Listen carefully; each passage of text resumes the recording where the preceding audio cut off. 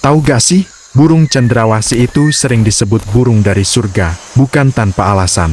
Bulunya punya warna yang super indah dan jarang dimiliki burung lain. Yang paling unik, burung jantannya punya cara khusus buat menarik perhatian betina. Mereka bakal menari, sambil membuka bulu jadi bentuk yang keren banget. Dan menariknya, betina cuma pilih jantan dengan tarian terbaik.